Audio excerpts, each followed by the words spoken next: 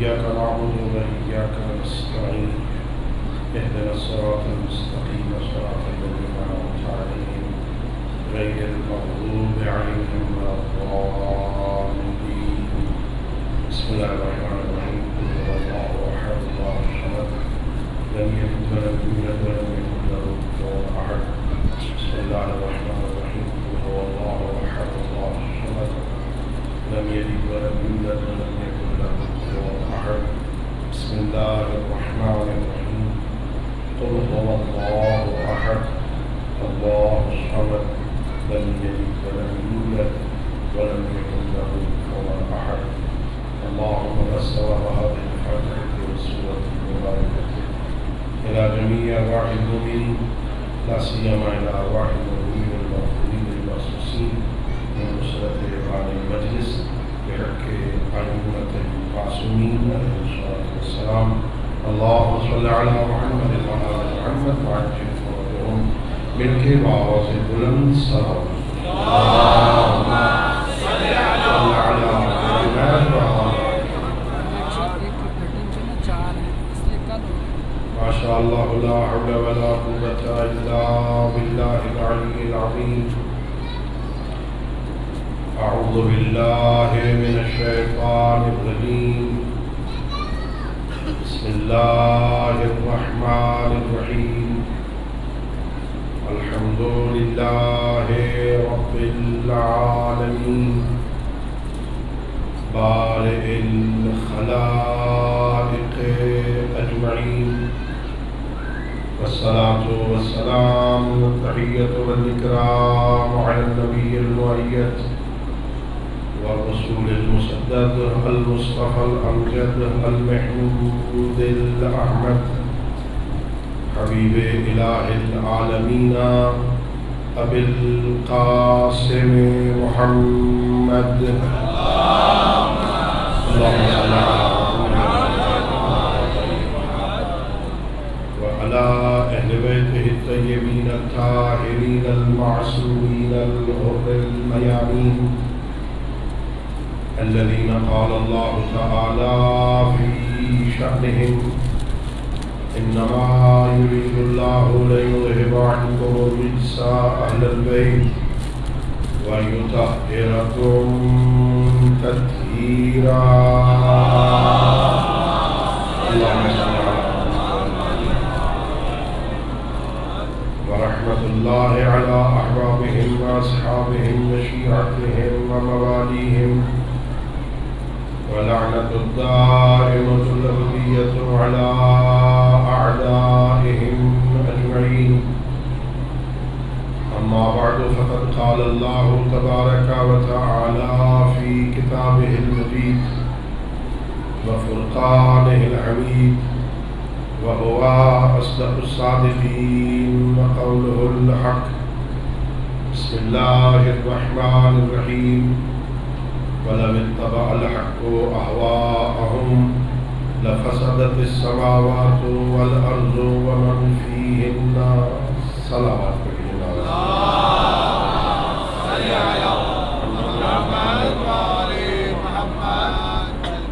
اللہ رب العزت بحق محمد وآل محمد علیہ السلام ہم سب کی اس عبادت کو اپنی بارگاہ میں قبول فرمائے.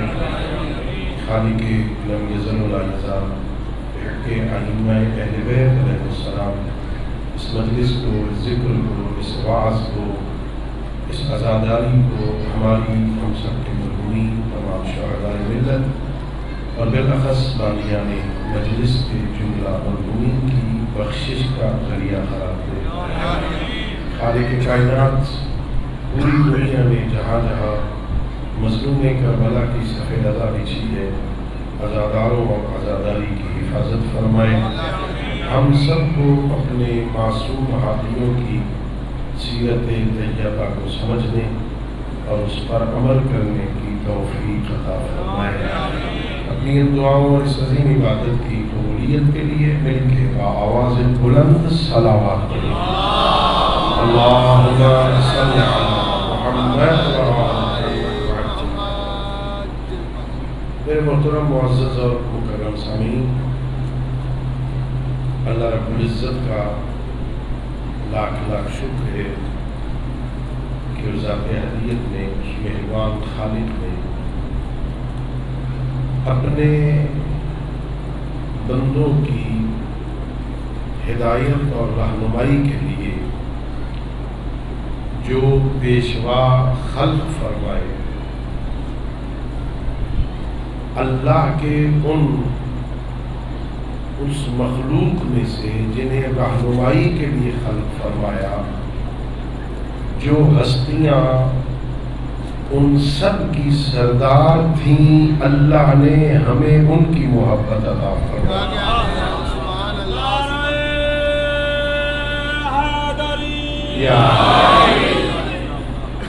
اللہ نے بہت بڑا اعزاز ہمیں عطا فرمایا۔ میں اکثر کہا کرتا ہوں وہ اللہ قادر مطلق ہے، وہ کائنات کے ذرے ذرے پہ قدرت رکھتا ہے، اپنے کاموں میں کسی کے مشورے کا پابند نہیں، کسی سے مشورہ لینے کا محتاج نہیں، وہ جو چاہتا ہے وہ کرتا ہے، اس سے کوئی بندہ پوچھ ہی نہیں سکتا کہ تو یہ کام کیوں کرتا ہے۔ اس مرضیوں کے مالک اللہ نے ہم پر یہ احسان کیا، نبی وہ دیا جو نبیوں کا سردار، ولی وہ دیا جو ولیوں کا سردار، بی بی وہ دی جو کائنات کی عورتوں کی سردار، شہزادے وہ دیے جو جوانان جنت کے سردار ہیں۔ اللہ نے ہم پر احسان کیا، اللہ نے ہم پہ لطف کیا، اللہ نے ہم پہ مہربانی کی۔ خالق کے کائنات کا کتنا شکر ادا کروں کہ اس اللہ نے اس گئے گزرے معاشرے میں ہمیں سر اٹھا کے جینے کے لیے حسین عطا فرمایا۔ یا اللہ نے ہم پر احسان کیا، حسین ابن علی جیسا عظیم پیشوا عطا فرمایا، اور پھر اس حسین ابن علی علیہ السلام کے صدقے میں ہمیں دین سیکھنے کے لیے، دین سمجھنے کے لیے مجلس کی صورت میں ایک بہترین پلیٹ فارم مہیا کیا جو دنیا میں کسی اور مکتب کے پاس نہیں۔ یہ کتنی بڑی سعادت، ایک چھوٹا سا اشتہار لگتا ہے، ہزاروں بندے وہ اشتہار پڑھ کے جمع ہو جاتے ہیں۔ کس لیے آتے ہیں؟ غور کرنا، تھوڑی تمہیدی بات میں شاید مقصد سمجھا سکوں۔ اس دنیا میں جتنے صاحبان عقل ہیں، جو صاحب شعور ہے،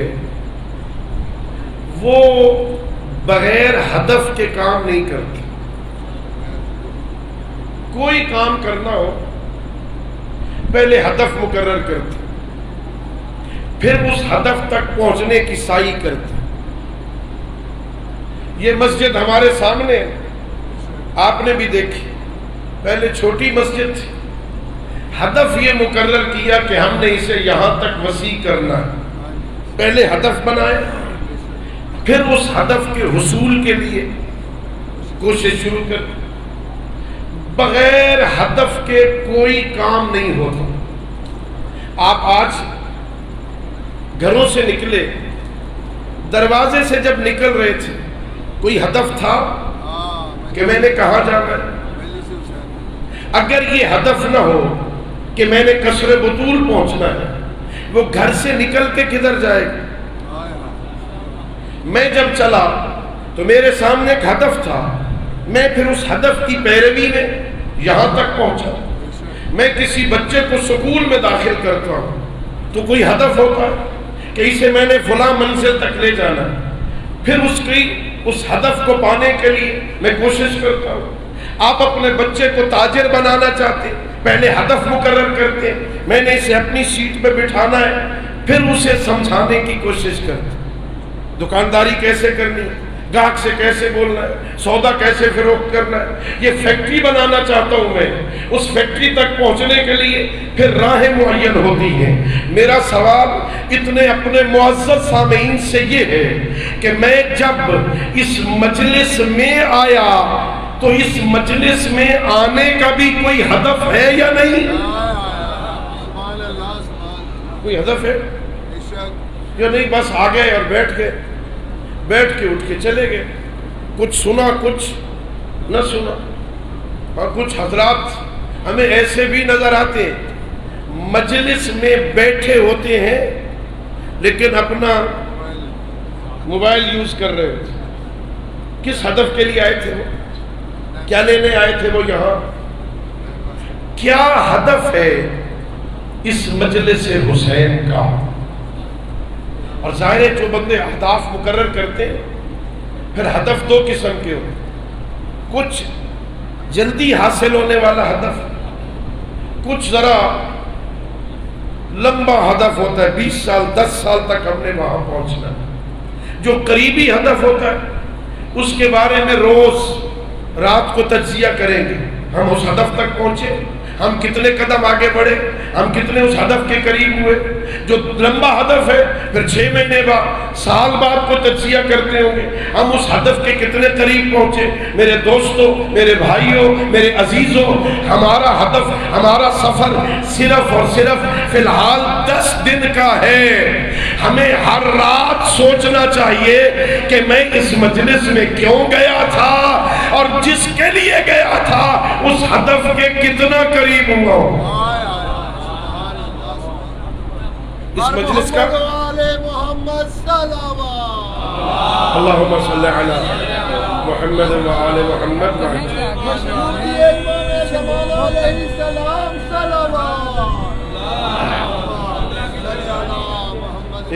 ایک منٹ، یہ جتنے احباب تشریف فرما ہو، اصرار ہو رہا ہے ذرا آگے آ جائے. ادھر جگہ خالی پڑی ہے، پیچھے والے پریشان ہوتے ہیں. ذرا آگے آ جائے، کوئی بات نہیں، مہربانی فرمائیے. آ جائیں، تشریف لے آئے. آ جائیں بسم اللہ. اللہم صلی علی محمد و آل محمد.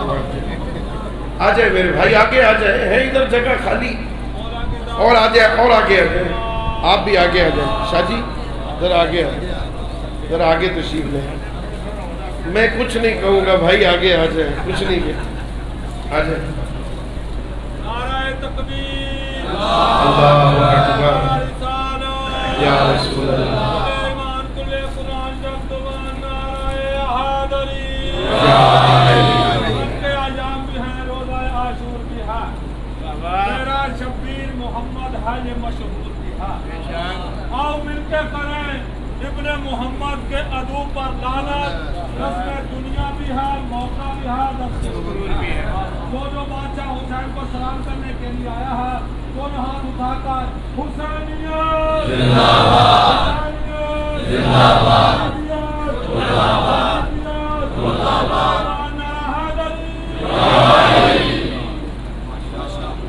توجہ فرمائیے.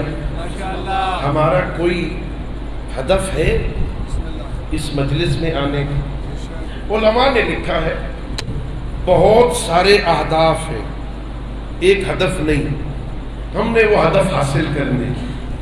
پہلا ہدف اس مجلس کا یہ ہوتا ہے کہ ہم یہاں بیٹھ کر اس مدرسۃ الحسین میں بیٹھ کر اپنے لیے دین کی معلومات حاصل کریں. ہمیں یہاں سے دین ملے. ہم جب یہاں سے اٹھے بہت ساری ایسی چیزیں جو پہلے ہمیں معلوم نہ ہو، ہمارے علم میں کچھ نہ کچھ اضافہ ہونا چاہیے. لیکن یہ طے ہے ساری باتیں ایک مجلس میں تو بیان نہیں ہو سکتی، سب کچھ ایک دفعہ بیان بھی نہیں ہو سکتا. تھوڑی تھوڑی باتیں آپ تک پہنچتی رہے. ہاں اتنا فرق محسوس ہو، جب آیا تھا تو مجھے اس بات کا پتہ نہیں تھا، میں حسین کے صدقے میں سیکھ کے جا رہا ہوں. سیکھنا بہت ضروری. اس لیے ایک واقعہ ہے، ایک شخص اس پر جان کنی کا عالم ہے، روح نکلنے والی ہے۔ ایک عالم دین اس کی تیمارداری کے لیے چلے گئے، کیا حال ہے بھائی، کیسی طبیعت ہے، ظاہر جان کنی کا عالم تھا۔ بس محترم تشریف لائے ہو نا تو مہربانی کرو ذرا وراثت کا فلاں مسئلہ تو مجھے بتا دو۔ کیا کہا؟ وراثت کا فلاں مسئلہ تو مجھے، کون جس کی جان نکلنے والی ہے وہ عالم سے کہہ رہا ہے فلاں مسئلہ تو مجھے بتا دو۔ جو ساتھ کھڑے تھے نا انہوں نے کہا خدا کے بندے یہ بھی کوئی وقت ہے مسئلہ پوچھنے کا، تیری جان نکلنے والی ہے، ابھی تو نے مر جانا ہے، کیا کرے گا پوچھ کے؟ اس نے کہا خدا کے بندو مسئلے کا عالم ہو کے مرنا بہتر ہے یا جاہل ہو کے مرنا بہتر ہے؟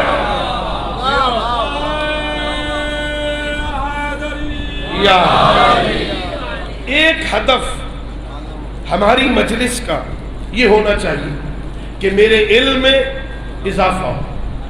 مختلف پہلو ہیں، کوئی فقہی مسئلہ بیان ہو گیا مجھے اس کا فائدہ ہو گیا، کوئی تاریخی مسئلہ بیان ہو اس کا مجھے فائدہ ہو جائے، کوئی اور اخلاقی مسئلہ بیان ہو جائے جس کا پہلے مجھے علم نہیں تھا یا پتہ تھا تفصیل نہیں معلوم تھی، اب اس سے تھوڑی تفصیل مل گئی، یہ ذہن میں لے کے آئے مجلس۔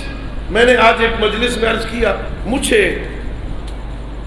مجالس پڑھتے ہوئے 40 سال سے زیادہ عرصہ ہو گیا، یہ مومنین کے مزاج کے ساتھ کھیلنا اور ان سے نعرے لگوانے والی صرف باتیں کرنا یہ میرے لیے بہت آسان ہے۔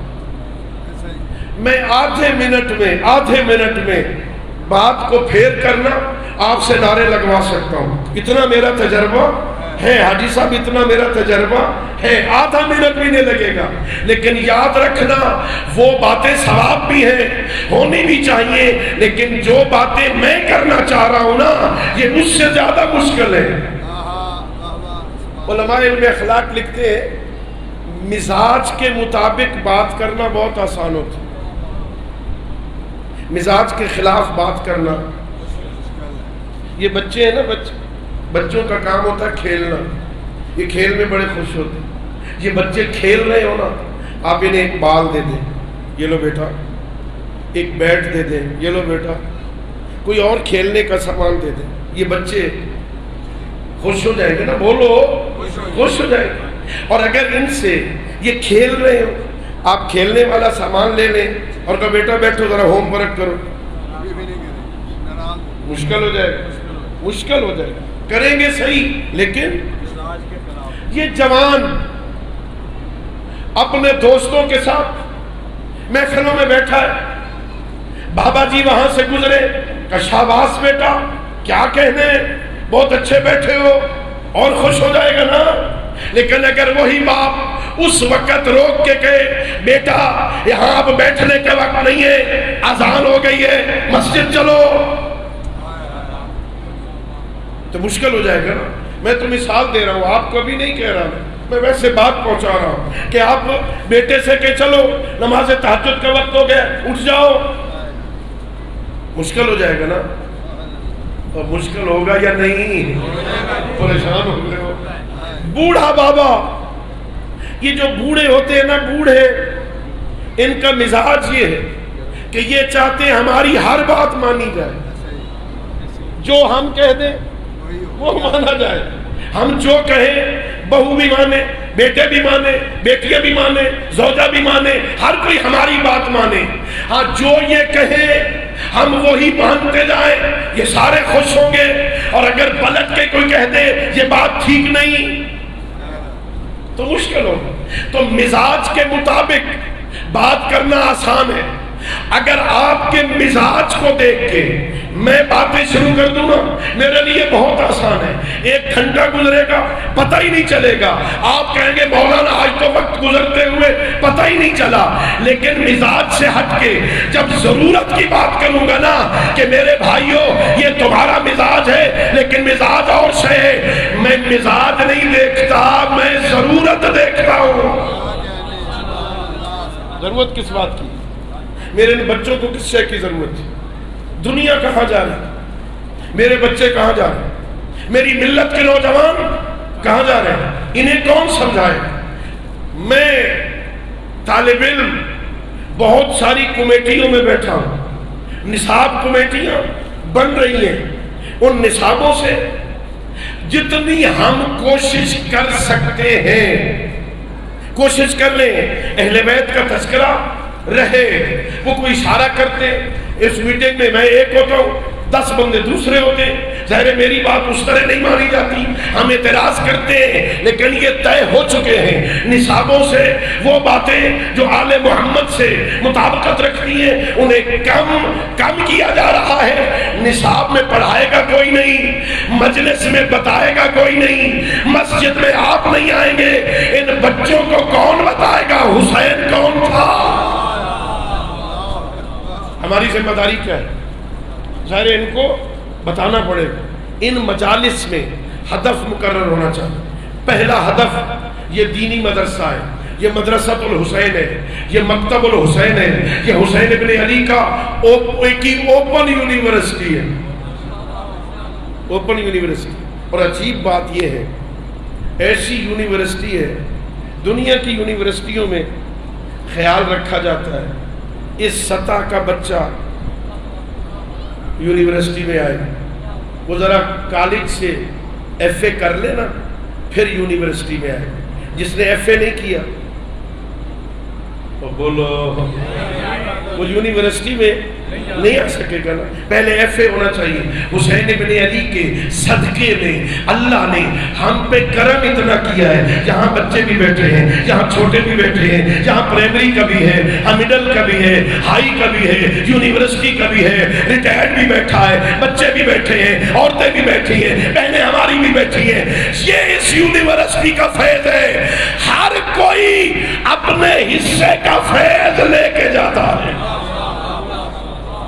اپنے مقدر کا فیض لے کے ہر کسی کے بارے میں کوئی نہ کوئی بات بیان ہو جاتی ہے، وہ اپنی بات لے کے جاتے ہیں۔ تو ہمیں پہلے سے یہ ذہن میں رکھنا چاہیے میں کچھ سیکھنے جا رہا ہوں، میں کچھ لینے جا رہا ہوں، مجھے اسلام کی تاریخ یہاں ملے گی، مجھے اسلام کی ثقافت اور تمدن کا پتہ یہاں سے چلے گا، معاشرت کا پتہ یہاں سے چلے گا، میں نے اس معاشرے میں رہنا کیسے۔ یہ جو مختلف مسالک مختلف مذاہب کے لوگ میرے اطراف میں رہتے ہیں، میں نے اس گلی میں رہنا پتہ ہے کیسے رہنا ہے؟ حضرت امام جعفر صادق علیہ السلام، اللہم صلی علی محمد وعلی محمد، میرے معصوم امام، میرے چھٹے امام، میرے امام فرماتے ہیں اگر ایک بستی ہو، اس بستی میں 1000 گھر آباد ہو، 1000 گھر وہاں آباد ہو، ان 1000 گھروں میں ایک گھر ہمارے ماننے والے کا ہو، اسے کیسے رہنا چاہیے؟ میرے معصوم فرماتے ہیں اگر اس ایک بندے کا، ایک گھر والے کا کردار 999 سے بلند نہیں ہے تو جعفر صادق کو ماننے کا فائدہ کیا ہے؟ یہ معاشرت یہاں سے پتہ چلا کیسے رہنا ہے۔ ہم نے دیکھیے، میں نے کسی اخبار میں پڑھا تھا، کافی وقت ہو گئے، اخبار میں پڑھا تھا، یہ لبنان جو موجودہ لبنان ہے اسے شامات کہتے تھے، یہ شام کا حصہ تھا کسی زمانے میں، پھر جدا ہو گیا لبنان۔ لبنان میں مسلمان بھی رہتے ہیں، وہاں عیسائی بھی رہتے ہیں، ہم بھی رہتے ہیں وہاں، علاقے کچھ ہیں جنوب میں زیادہ تر شیعوں کی آبادی۔ وہاں ایک شخص نے شراب خانہ کھولا، ایک دکان کھولی، آزادی ہے وہاں شراب بیچنے کے لیے دکان کھولی۔ اخبار والے نے لکھا ایک عرصے کے بعد، سال بعد، 2 سال بعد ہم نے دیکھا کہ وہ اپنی دکان سے سامان اٹھا رہا ہے اور دکان ختم کر کے جانا چاہتا۔ ہم نے پوچھا کیا بات ہے؟ یہ حزب اللہ کا علاقہ ہے، شراب اٹھا کے جا رہے ہو، دکان بند کر رہے ہو، کیا حزب اللہیوں نے تنگ کیا ہے؟ وہ اذیت کرتے ہیں، پریشان کرتے ہیں؟ کہ نہیں 2 سال میں مجھے کسی نے پریشان نہیں کیا، 2 سال ہو گئے کوئی شراب لینے ہی نہیں آیا۔ یہ ہے معاشرت۔ کیسے رہنا ہے میں نے؟ ہاں، اس کسی نے جا کے ڈرایا نہیں، کسی نے جا کے دھمکایا نہیں، کسی نے جا کے دھمکی نہیں دی بند کر دکان، کس لیے بیٹھا ہے؟ اپنے بچوں کو سمجھایا ہے یہ جو دکان ہے نا اس پر علی کا نوکر نہیں جاتا۔ یہ کہاں سے سبق ملے گا؟ یہ مجلس سکھائے گی، یہ مجلس سے پتہ چلے گا معاشرت کیا ہے، ہم نے کیسے اس معاشرے میں زندہ رہنا ہے۔ میں نہیں کہہ رہا، میرے چھٹے امام حضرت امام جعفر صادق علیہ السلام، ذرا مل کر اس سے بلند آواز میں صلوات پڑھیں، اللہم صلی علی محمد وعلی محمد وعجل۔ میرے امام فرماتے ہیں ہمارے شیعوں، ایک زمانہ آئے گا لوگوں نے ہمیں نہیں دیکھا ہو، ایک زمانہ آئے گا لوگوں نے ہمیں نہیں دیکھا ہو۔ آج کل کے لوگوں نے پیغمبر کو دیکھا ہے، مولا متقیان کو دیکھا ہے،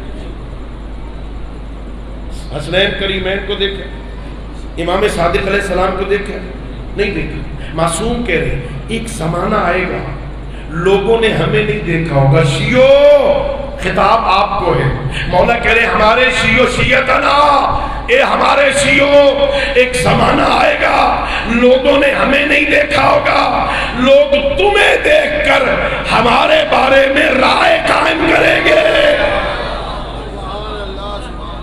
لوگ شیعوں کو دیکھیں گے اور شیعوں کو دیکھ کے ائمہ کے بارے میں رائے قائم کریں گے، یہ ایسے ہیں تو ان کے امام بھی ایسے ہوں گے۔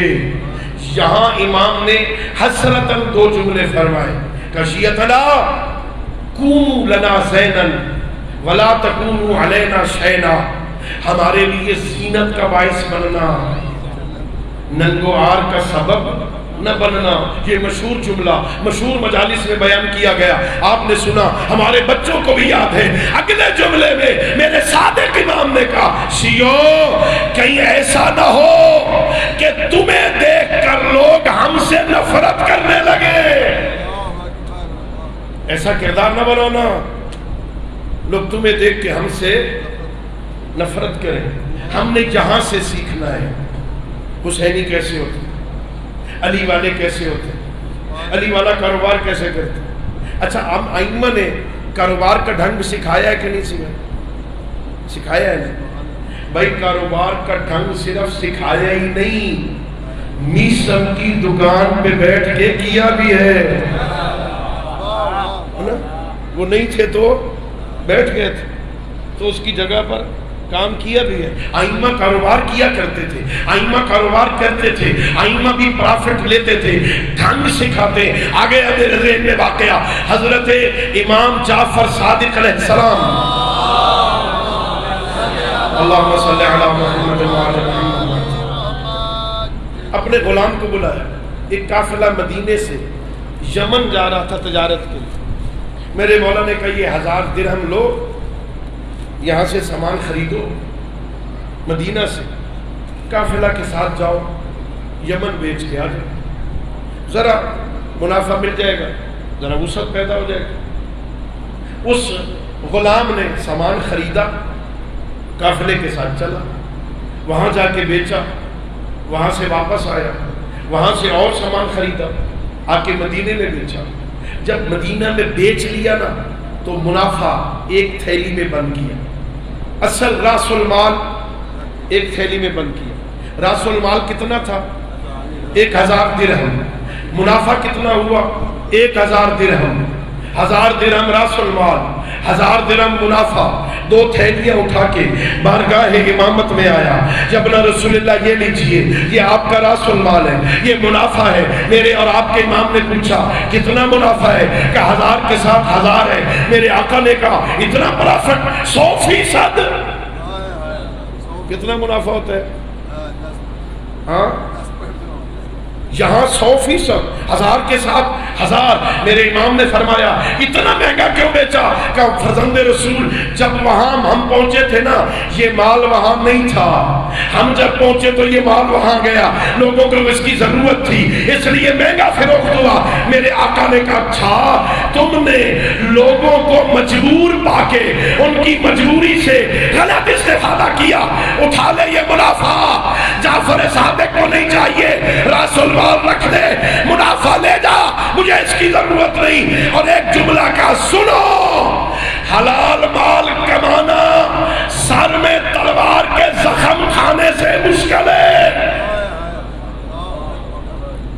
سر میں تلوار کے زخم سہ سکتے ہیں، حلال کمانا اس سے بھی مشکل ہے۔ میں جانتا ہوں ایسے دوستوں کو جو حلال کما رہے ہیں، جاتے ہیں بیٹھتے ہیں، ہم دیکھتے ہیں حلال کماتے ولو تھوڑا صحیح، لیکن حلال تو ہے نا۔ یہ یہاں سے پتہ چلے گا کہ آئمہ نے ہمیں زندگی گزارنے کا ڈھنگ کیسے سکھایا ہے، کاروبار کیسے کرنا ہے، گلی میں کیسے چلنا ہے، ہم نے اپنے نوکروں سے کیسے بولنا ہے۔ ایک سبق اس مجلس کا، ایک ہدف اس مجلس کا یہ ہوگا، دوسرا ہدف اس مجلس میں آنے کا یہ ہونا چاہیے، آپ کو پتہ چلنا چاہیے آل محمد کے فضائل کا بھی پتہ چلے، دشمنان آل محمد کے رذائل کا پتہ چلے۔ اللہ نے مجھے کیسا حسین عطا کی، اللہ نے مجھے کیسا علی عطا کی۔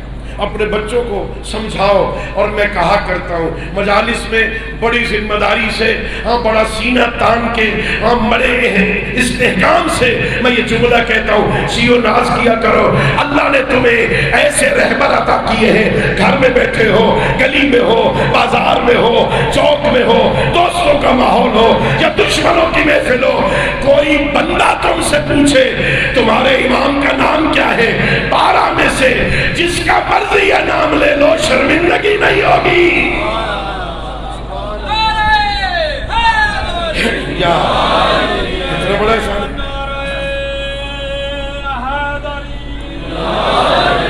تقدیریں سوجا کا ستارہ حسین ہے، تقدیریں سوجا کا ستارہ حسین ہے، اور بخشش کا بہترین سہارا حسین ہے۔ جو آج دور بھاگتے ہیں امام حسین سے، وہ کل چیخ کر کہیں گے کہ ہمارا حسین ہے۔ جو نعرہ لگائے گا وہ کربلا جائے گا، حسینیت زندہ باد، حسینیت زندہ باد، زندہ باد،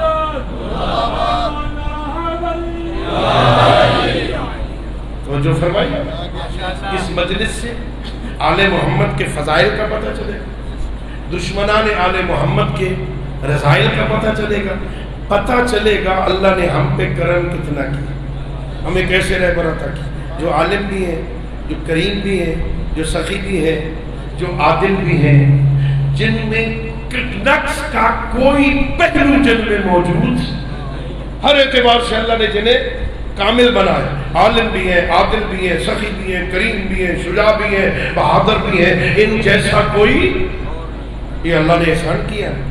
کوئی مولا علی جتنا عالم دنیا میں؟ بولو۔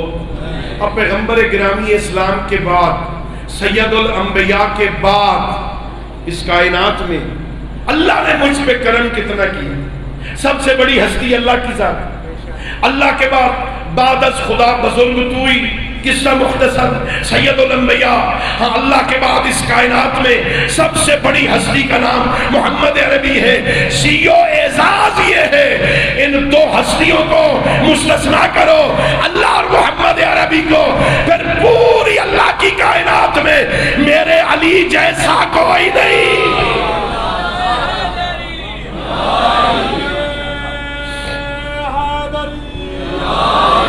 اللہ نے احسان کیا ہے، ایسی عظیم ہستی اللہ نے ہمیں عطا کی۔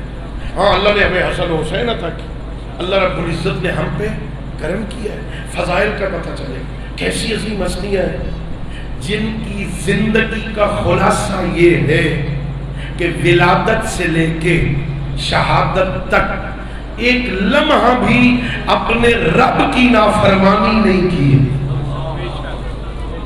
کتنا بڑا اعزاز ہے بھائی۔ دیکھو نا، جن کا ماضی کچھ خراب ہو ماضی، میں جانتا ہوں ایک شخصیت، نام نہیں لیتا میں، پہلے اپنے زمانے کے مشہور چور تھے، چوری کیا کرتے تھے. بعد میں ہمارے ایک بزرگ پیر گزرے ہیں، سید پیر فضل حسین شاہ صاحب سرگودا 21 چک کے، ان کی خدمت میں پہنچے، بہت نیک آدمی تھے. ان کی صحبت کا اثر یہ ہوا کہ انہوں نے وہ ساری برائیاں چھوڑ دی، جا کے لوگوں سے معافیاں مانگی، پیسے واپس کیے، پھر وہ عالم دین بن کے مبلغ بن گئے، تبلیغ کیا کرتے. میں نے ان کو دیکھا ہے، میں نے ان کی مجلسیں سنی ہیں، میں ان کے ہاں بیٹھا ہوں. لیکن یاد رکھنا سچی توبہ کی تھی انہوں نے، اچھے مبلغ بھی تھے، لیکن پھر بھی جو ان کے ہم اثر بوڑھے تھے نا، وہ کہتے تھے ہے تو وہی نا. اور جو پہلے یہ کرتا تھا نا، جس کا ماضی داغدار ہو وہ بعد میں جتنا اچھا ہو جائے ماضی سے جان چھڑا نہیں سکتا. اللہ نے مجھ پر احسان کیا ہے، اللہ نے مجھے وہ امام عطا کیے ہیں جن کی زندگی میں ایک لمحہ ایسا نہیں کہ اپنے رب کی نافرمانی کی ہو. اب وہ سارے بن جائے رضی اللہ، بن جائے رضی اللہ، نہ ہو جائے، ہمیں کوئی اختلاف ہے کر لو، کوئی بات نہیں، کہو رضی اللہ. لیکن اللہ نے مجھے وہ علی عطا فرمایا ہے، ان کی صف میں بھی بٹھاؤ گے نا تو علی رضی اللہ نہیں ہوگا، کرم اللہ وجہہ ہوگا. یہ احسان ہے اللہ.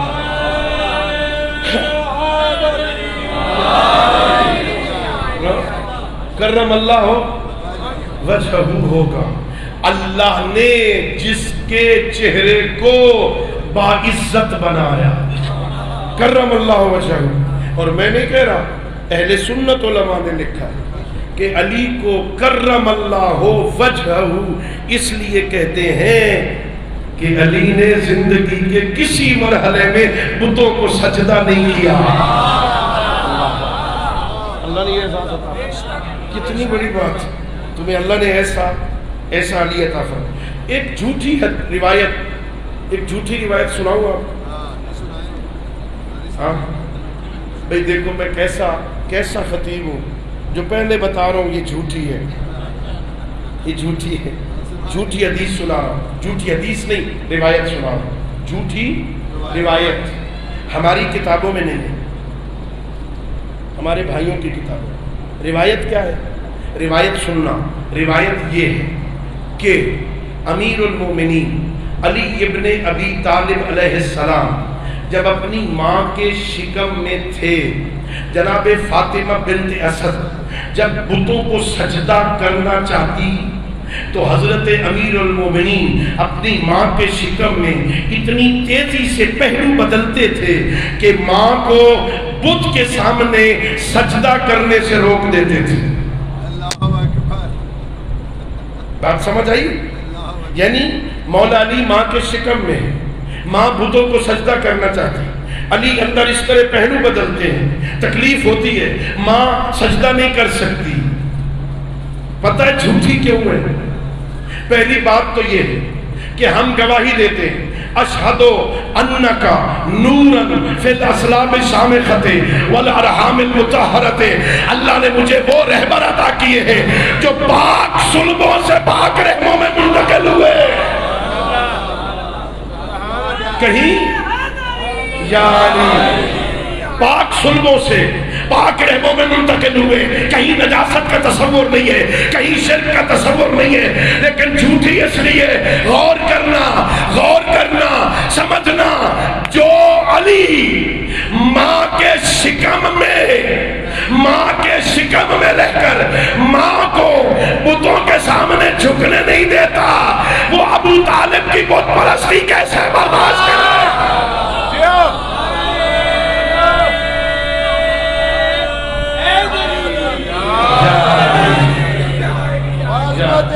جناب ابو طالب علیہ السلام صلوات. اللہم صلی علی محمد و آل محمد وعجل فرجہ. بات سمجھ آئی؟ اس مجلس سے تمہیں آل محمد کے فضائل ملیں گی. दुश्मनाने आले मोहम्मद के रज़ाइल मिलेंगे, यहाँ से कमालात का पता चलेगा, यहाँ से उनके नकाइस का पता चलेगा, हमने इन्हें क्यों माना। क्या ख्याल है आपका?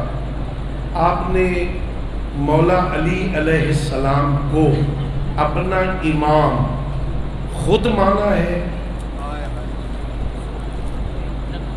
भाई कुछ बोलो, मैं कोई फलसफा कोई अंग्रेजी तो नहीं।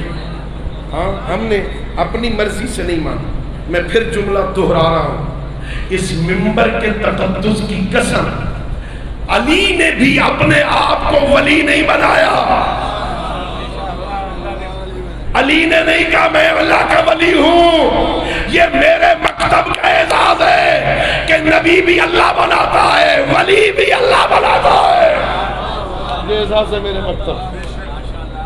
अली को वली अल्लाह ने बनाया, अली को वली मैंने जिसे इमाम माना है ना, मैंने उसे इमाम बनाया नहीं।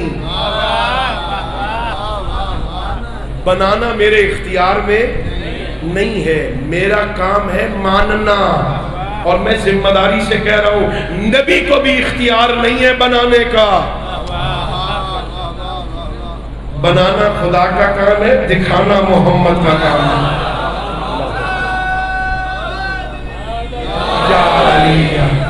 तो जो फरमाइए आपने, यहाँ से फजाइल का पता चले, यहाँ से फिर। और जब किसी के कमालात का पता हो ना, फिर उससे मुतमस्सिक होने में लुत्फ आता है। ये अल्लाह रब्बुल इज्जत की बारगाह में झुकने में मजा उसे आता है जो अल्लाह के कमालात से वाकिफ है। अच्छा देखो, हम भी नमाजें पढ़ते हैं या नहीं पढ़ते हो ना? इंशाअल्लाह पढ़ते हो ना? जो पढ़ते हैं अल्लाह उनकी कबूल फरमाए, जो नहीं पढ़ते अल्लाह उन्हें पढ़ने की तौफीक अता फरमाए। पढ़ा करो, जरूर पढ़ा करो, नमाज को तर्क न किया करो। मैंने एक जगह पे पढ़ा था, जो बंदा कभी नमाज को तर्क करता है, क्या करता है? कभी कभी, और एक दिन नमाज रह गई, और मासूम फरमाते ये बहाना ना बनाया क्या, वो आज मेहमान इतने आ गए थे, टाइम ही नहीं मिला, वो मसरूफियत इतनी थी, नमाज पढ़ने का वक्त ही नहीं मिला। बस कोई फलां मुसीबत आ गई थी, उस मुसीबत में नमाज नहीं पढ़ सका। मासूम फरमाते जिस दिन तेरी नमाज रह जाए उस दिन ये ना सोचा कर आज मसरूफ था, आज मेहमान आ गए थे, आज फलां मुसीबत में फंसा था, वक्त नहीं मिला, बल्कि ये सोचा कर आज उसने अपनी बारगाह में हाजिरी के लायक नहीं समझा, आज उसने धुतकार दिया, जाओ तू मेरी बारगाह में आने के लायक नहीं। लिहाजा कभी नमाज को तर्क न किया, नमाज पढ़ा करो। अपने बच्चों को भी मुसल्ले पे लाने की आदत डालो, अपने घर वालों को भी नमाज की आदत डालो। इसलिए कुरान कह रहा है, मैं नहीं, कुरान कहता है या अय्युहल्लज़ीना आमनू कू अनफुसकुम व अहलीकुम नारा वक़ूदुहन्नास वल हिजारा। अल्लाह कुरान में कह रहा है, ए मोमिनो, ए कलमा पढ़ने वालों, अपने आप को भी जहन्नम से बचाओ, अपने घर वालों को भी जहन्नम से बचाओ। वो शिया नहीं जो खुद जहन्नम से बच के चला जाए। हाँ, मोमिन की जिम्मेदारी है अपने आप को भी बचाए, अपने घर वालों को भी। कौन सी जहन्नम? वक़ूदुहन्नास वल हिजारा, जिसका ईंधन पत्थर और इंसान है। हाँ, नमाज की आदत डालो। तवज्जो फरमाना जरा, हम कैसे नमाज पढ़ते? ऐसी याद करवा दी मौलवी साहबान ने, ऐसी याद करवा दी अम्मा जी ने, ऐसी याद करवा दी दादी अम्मा ने, 2 मिनट में नमाज पढ़ लेते। ऐसे रट ली हमने, इधर अल्लाह अकबर कहा, उधर जबान खुद ब खुद آٹو پہ لگی ہوئی، الحمد بھی پڑھ لیتے ہیں، قل هو اللہ بھی پڑھ لیتے ہیں، اب پھر پتہ چلتا ہے اللہ اکبر، رکوع میں چلے گئے، وہاں سے اٹھے سجدے میں چلے گئے، 2 منٹ کے بعد 4 رکعت نماز ظہر تمام۔ مجھے سبحان ربی الاعلی و بحمدہ کہتے ہوئے مزہ ہی نہیں آیا۔ بھئی آپ توجہ ہی نہیں فرما رہے میری بات پر، رکوع کا ذکر کرتے ہوئے مجھے تعجب ہوا ہی نہیں، لطف آیا ہی نہیں۔ استغفر اللہ کہتے ہوئے میں متوجہ ہی نہیں ہوا کہ میں کس کی بارگاہ میں استغفر اللہ کہہ رہا ہوں، میں کس سے کیا مانگ رہا ہوں، اس لیے کہ میں عادت کر رہا تھا، عبادت نہیں۔ نمازیں پڑھ پڑھ کے عادت ہو گئی تھی، میں عادت پوری کر رہا تھا۔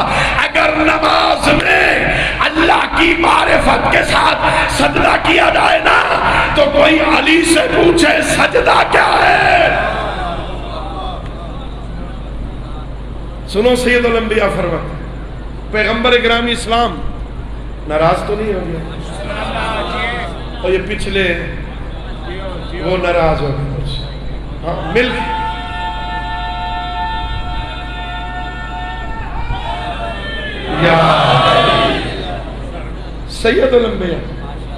سید الانبیاء فرماتے ہیں بھوکے بندے کو، جو بندہ بھوکا ہو، کھانے کی طلب ہوتی ہے نا، پیاسے بندے کو پانی کی طلب ہوتی ہے، ہاں فرماتے ہیں مجھے محمد عربی کو نماز اتنی اچھی لگتی ہے جتنا بھوکے کو کھانا اچھا لگتا ہے، جتنا پیاسے کو پانی اچھا لگتا ہے۔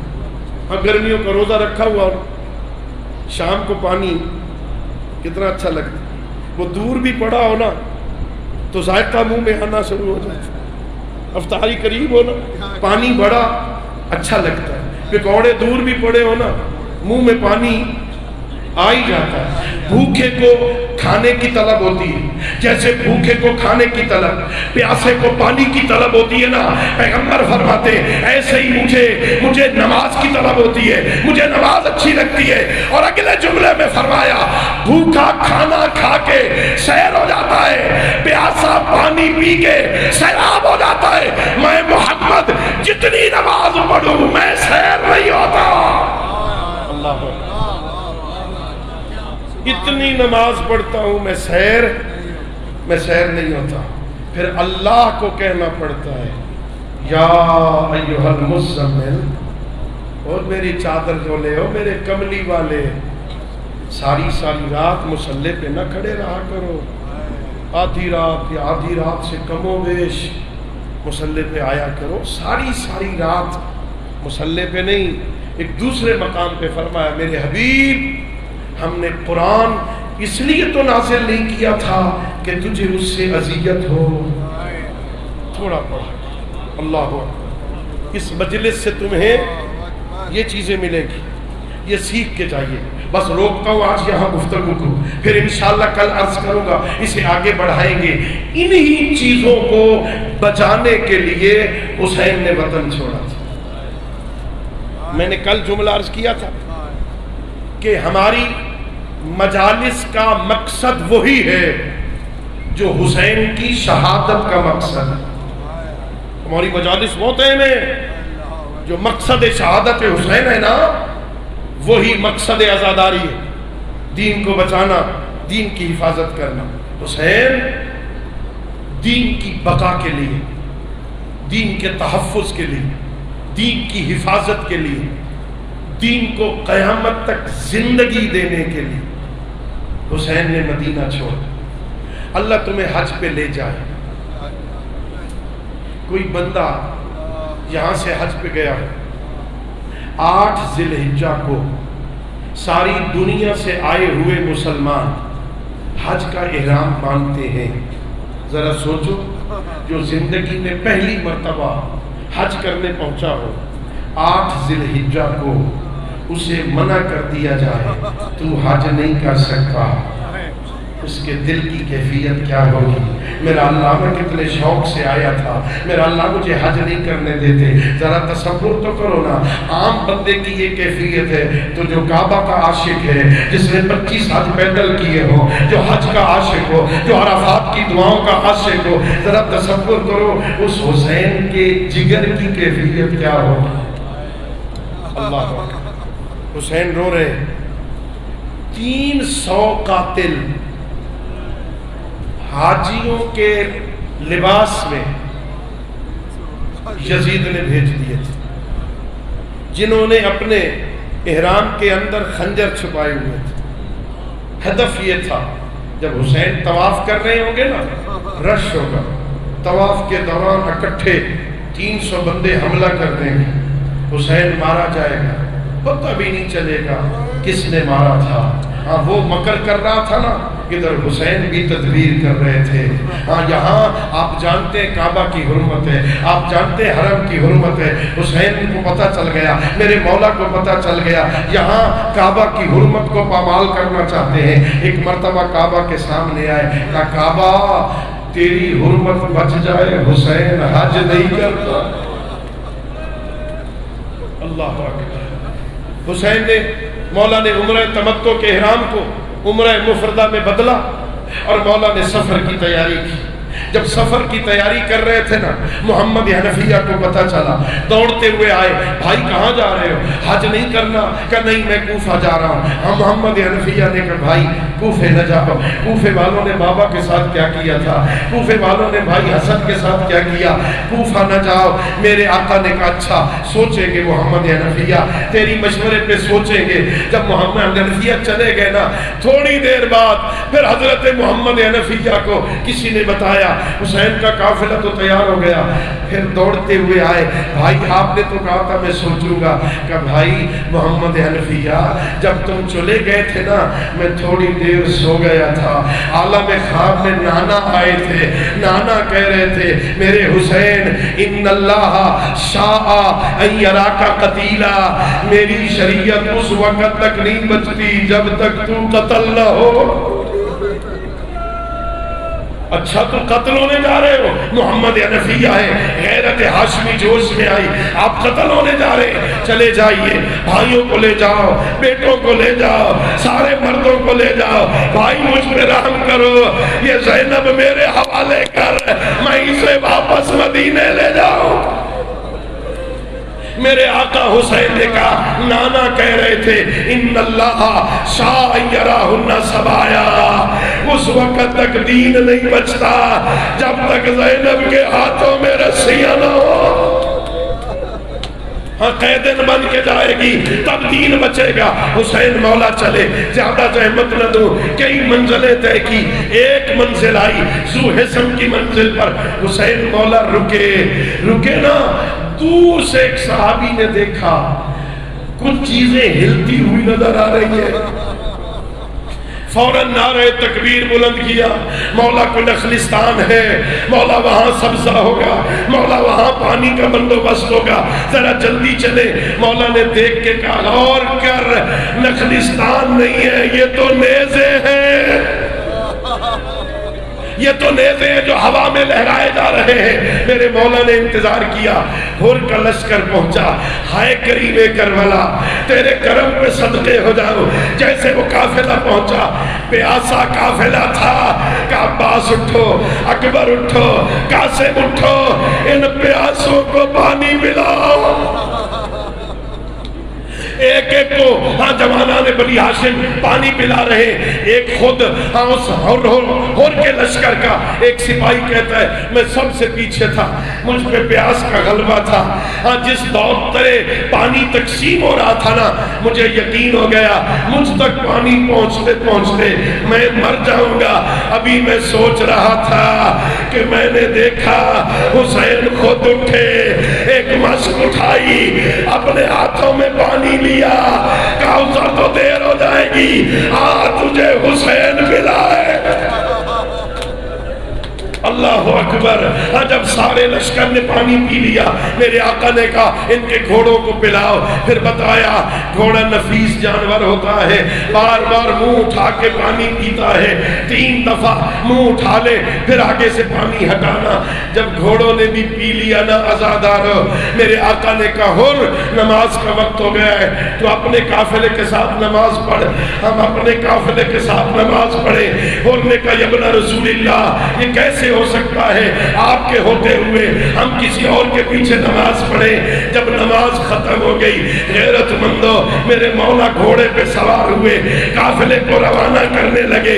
ہر آیا، اس نے مولا کے گھوڑے کی لگام کو پکڑا. لگام کو پکڑنا تھا، میرے آقا نے کہا ساکالت کا امو کا، اے اور تیری ماں تیرے غم میں بیٹھے میرے راستے سے ہٹ جا. اور نے کہا فرزند رسول میں بھی تیری ماں کا نام لیتا اگر وہ زہرا نہ ہوتی، اگر زہرا نہ ہوتی میں اس کا نام لیتا. میں نہیں جانے دوں گا، مجھے حکم ہے میں کوفہ لے آؤں. مولا کو گھیرا، 1000 سپاہیوں نے گھیرا. آئے اس منزل پر جہاں میرے مولا کے گھوڑے نے ٹھوکر کھائی. میرے مولا نے پوچھا ذرا اس بستی کے لوگوں کو بلاؤ، اس علاقے کو کیا کہتے ہیں؟ کسی نے کہا مولا اسے شط الفرات کہتے ہیں، کسی نے کہا اسے غازریہ کہتے ہیں، کسی نے کہا اسے نینوا کہتے ہیں. ایک بوڑھا آگے بڑھا کہ اے آئے زہرا کے لال اسے کرب و بلا کہتے ہیں، اور کرب و بلا کا نام آنا تھا. میرے مولا نے کہا سواریاں بٹھا دو، سامان اتارو، حسین کی وعدہ گاہ آ گئی. اللہ اکبر. خیمے لگائے گئے. عزادارو میرے آقا نے بنی اسد سے وہ علاقہ خریدا 60,000 درہم میں. میں زیادہ زحمت نہ دوں عزادارو، 60,000 درہم میں خریدا. خرید کے انہیں واپس کر دیا. صرف 3 شرطیں رکھی زہرا کے لال نے. پہلی شرط یہ ہے میرے قتل ہونے کے بعد میرا کوئی زائر آئے اسے میری قبر بتا دینا. ہائے غریب تیری غربت کا. دوسری شرط یہ ہے زمین واپس لے لو، میرا کوئی زائر آئے 3 دن اس کی مہمانی کرنا. کا تیسری شرط یہ ہے جب فوج اشقیاء اپنے مقتولین کو دفن کر کے چلی جائے مجھ غریب کو دفن کر دینا. بنی اسد کے مردوں کو کہا مجھے دفن کر دینا، انہیں واپس بھیجا. پھر بنی اسد کی عورتوں کو بلایا، ادھر آؤ، اگر تمہارے مرد فوجوں کے ڈر کی وجہ سے نہ آئے تم گھڑے اٹھا لینا، پانی بھرنے کے بہانے آ جانا، میرے اوپر مٹی ڈال دینا، میں دفن ہو جاؤں گا. اگلا جملہ سخت تھا، انہیں واپس بھیجا.